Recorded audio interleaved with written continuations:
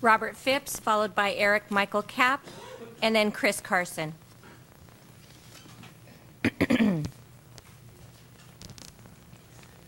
Good evening, Mayor Ramos, members of the council. I'm Robert Phipps, a Burbank resident. I'm here tonight just 2 weeks from May 12, the first anniversary of our historic outdoor smoke control ordinance taking effect. I'm dedicating this talk to you, Mayor Ramos, in your final council meeting as mayor, and to the memory of William H. Stewart, who passed away on April 23rd at 86. He was a Surgeon General from 1965 to 1969 and led the federal anti-smoking movement.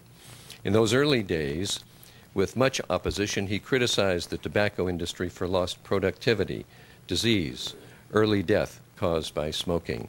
He called for strict warning labels on cigarette packs, and his work helped me quit smoking in 1968 after 12 years and many failed attempts. In the early 1960s, as I remember, about half of the adults in the country smoked. Today, that number is down to 13% in California.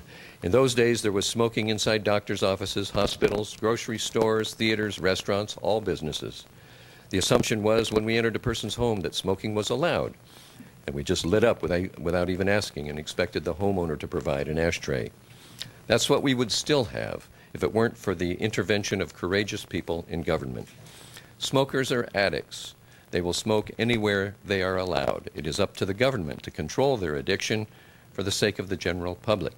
Smokers can't and won't do it on their own.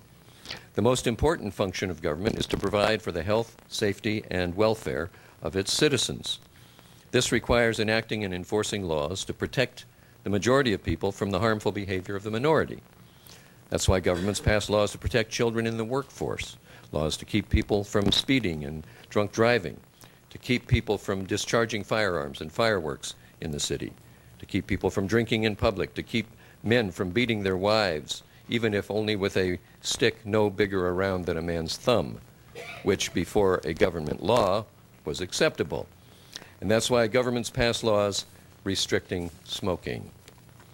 When our outdoor smoking ordinance took effect, there were many angry letters in the newspapers and many angry comments from this podium. We heard cries of doom from fearful business people who naively bought the loud threats of the smoking addicts. We'll never shop in Burbank again. But this is exactly the same behavior that occurred every time another of the public areas was put out of bounds from contamination by smokers. We heard the same loud, angry complaints when smokers could no longer smoke inside elevators, buses, businesses, airplanes, restaurants, and now in public places outdoors. But for many months now, we haven't heard the angry comments or seen the angry letters. Ultimately, smokers always learn that people don't want to breathe their smoke, and so they go somewhere else to indulge.